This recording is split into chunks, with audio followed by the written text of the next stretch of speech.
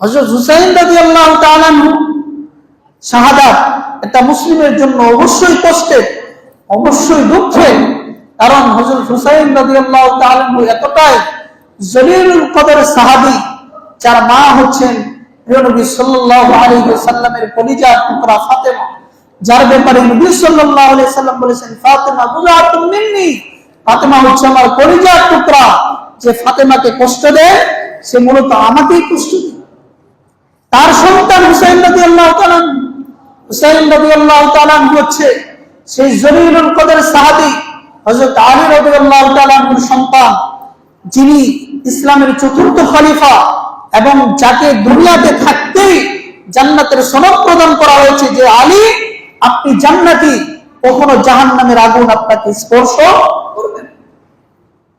এমন পিতা এমন মাতার সন্তান হযরত হুসাইন রাদিয়াল্লাহু তাআলা আনহু, যার ব্যাপারে নবী সাল্লাল্লাহু আলাইহি সাল্লাম বলেছেন যে হুমা সাইয়্যিদা শাবাব আহলিল জান্নাহ, যে হাসান এবং হুসাইন দুজনই হচ্ছে জান্নাতের যুবকদের সর্দার। এবং আল্লাহ নবী তাদের ব্যাপারে বলেছেন হুমা রাইহানাতা ফিদ দুনিয়া, হাসান হুসাইন এরা দুইজন হচ্ছে আমার দুনিয়ার ফুল, আমার দুনিয়ার সুগন্ধি। নবী সাল্লাল্লাহু আলাইহি সাল্লাম তাদের ব্যাপারে অনেক মর্যাদাপূর্ণ কথা বলেছেন। তাই হুসাইন রাদিয়াল্লাহু তাআলা আনহুর মতো জলিলুল কদর সাহাবী মৃত্যু শাহাদাত অবশ্যই মুসলিমের জন্য কষ্টে। তবে এই শাহাদাতকে কেন্দ্র করে কোন ধরনের বিদআত, কোন ধরনের অপসংস্কৃতি চালু করা যাবে না। হযরত হুসাইন রাদিয়াল্লাহু তাআলা আনহু যেমন সম্মানের, হুসাইন রাদিয়াল্লাহু তাআলা আনহু আরো অধিক সম্মানের হযরত ওমর রাদিয়াল্লাহু তাআলা আনহু। কিন্তু ওমর রাদিয়াল্লাহু তাআলা আনহুকে নির্মমভাবে হত্যা করা হয়েছে, তার দিনকে কেন্দ্র করে কোনো বিদআত চালু হয়নি। শুধু তাই নয়, হযরত হুসাইন রাদিয়াল্লাহু তাআলা আনহুর পিতা জলিলুল কদর সাহাবী হযরত আলী রাদিয়াল্লাহু তাআলা আনহুকে হত্যা করা হয়েছে, তার নিহত হওয়াকে কেন্দ্র করে কোনো ধরনের বিদআত উত্থাপিত হয় নাই, কোনো বিদআত জারি হয় নাই। তেমনি ভাবে হযরত উসমান রাদিয়াল্লাহু তাআলা আনহু হুসাইনের চাইতে অনেক মর্যাদাপূর্ণ সাহাবী, অথচ হযরত উসমান ইবনে আফফান রাদিয়াল্লাহু তাআলা আনহুকে কোরআন তেলাওয়াত করা অবস্থায় অত্যন্ত নিষ্ঠুরভাবে নির্মমভাবে হত্যা করা হয়েছে, যে তার দেহ থেকে রক্ত কোরআন কারীমের আয়াতে পড়ে গেছে।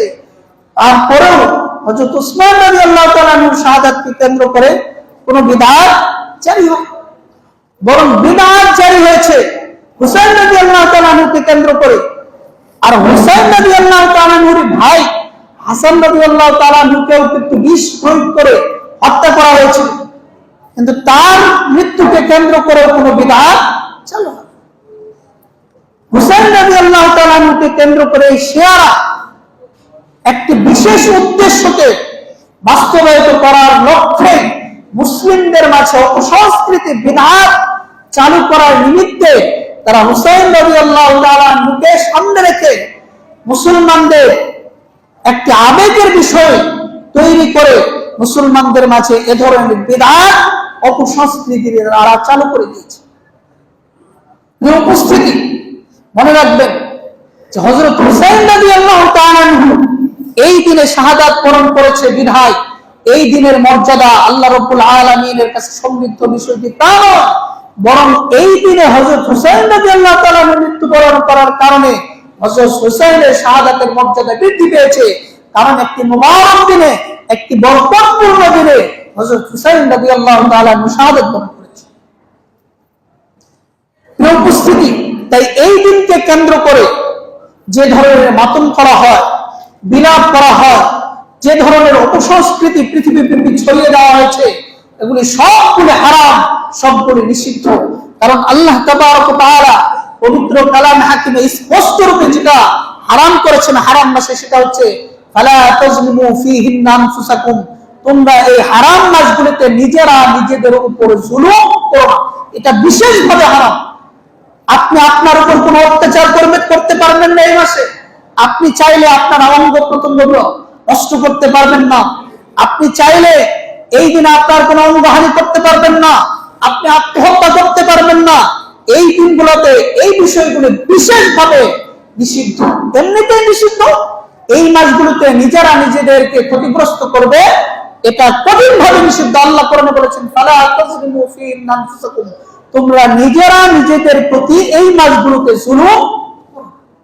অথচ দুঃখজনক হলেও সত্য যে এই মাসে, এই মুহররমের 10 তারিখ আসলে মুসলমান আবেগতাড়িত হয়ে নিজেরা নিজেদের ক্ষতি সাধনে ব্যস্ত, অনেকে হাই হুল্লাস করে, নিজেদের অঙ্গ প্রত্যঙ্গ কর্তন করে, নিজেরা মুখ চাপড়ায়, শরীরে আঘাত করে, জামা টেনে ছিঁড়ে ফেলে দেয়, এই বলে হুসাইন রাদিয়াল্লাহু তাআলা আনহুর প্রতি সহমর্মিতা দেখায়।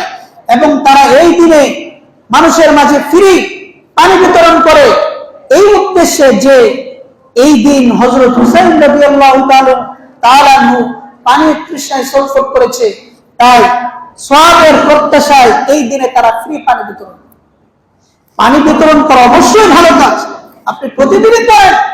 কিন্তু হযরত হুসাইন রাদিয়াল্লাহু তাআলা পানির তৃষ্ণায় ছটফট করেছে, আপনি আরেকজনকে পানি খাওয়াইলে হুসাইন রাদিয়াল্লাহু তাআলা লাভ, এটা মূর্খতা, এগুলিতে কোনো লাভ নেই, বরং এইগুলাতে গুনাহ রয়েছে। আল্লাহ তাবারক ওয়া তাআলা কঠিন ভাবে নিষেধ করেছেন। প্রিয় নবী সাল্লাল্লাহু আলাইহি ওয়াসাল্লাম স্পষ্ট রূপে বলেছেন, লাইসা মিন্না মান যারাবাল খুদুদা ওয়া শাক্কাল জুয়ুবা ওয়া দাআ বিদাওয়াল জাহিলিয়া, ওই সকল লোক আমার উম্মতের অন্তর্ভুক্ত নয়। মান যারাবাল খুদুদ, যারা চেহারায় আঘাত করে, মুখে আঘাত করে, কারো মৃত্যুতে, ওয়া শাক্কাল জুয়ুব, এবং জামা কাপড় টেনে ছিঁড়ে ফেলে দেয়, ওয়া দাআ বিদাওয়াল জাহিলিয়া, এবং জাহিলিয়াতের শব্দগুলি উচ্চারণ করে, বিভিন্ন ধরনের বিলাপ করে, মাতম করে। নবী সাল্লাল্লাহু আলাইহি সাল্লাম বলেছেন, তারা আমার উম্মতের অন্তর্ভুক্ত নয়। নবী সাল্লাল্লাহু আলাইহি সাল্লাম আরো বলেছেন, ওই সকল নারীদের প্রতি অভিশাপ, যারা কোন মৃত ব্যক্তিকে কেন্দ্র করে বিলাপ করে, যারা জুড়ে জুড়ে মাতম করে, কান্নাকাটি করে, এদের প্রতি প্রিয় নবী সাল্লাল্লাহু আলাইহি সাল্লাম অভিশাপ দিয়েছেন। অতএব আপনি কারো মৃত্যুতে বিলাপ করতেই পারবেন না, এটা হারাম, কোনোভাবেই করা যাবে। অতএব আপনি যদি আপনার শরীরে আঘাত করেন, জামা কাপড় ছিঁড়ে ফেলেন, তাহলে প্রিয় নবী সাল্লাল্লাহু আলাইহি সাল্লাম যেমন বলেছেন, ওই সকল লোক আমার উম্মতের অন্তর্ভুক্ত নয়, যারা কারো মৃত্যুতে বিলাপ করে, নিজের চেহারায় আঘাত করে, শরীরে আঘাত করে, জামা কাপড় টেনে ছিঁড়ে ফেলে দেয় এবং মাটিতে গড়াগড়ি করে, নিয়াহা করে, এই সকল লোক আমার উম্মতের অন্তর্ভুক্ত নয়। আল্লাহ রাব্বুল আলামিন মানুষকে সৃষ্টি করেছেন, তার জন্য একটি নির্ধারিত হায়াত দিয়েছেন।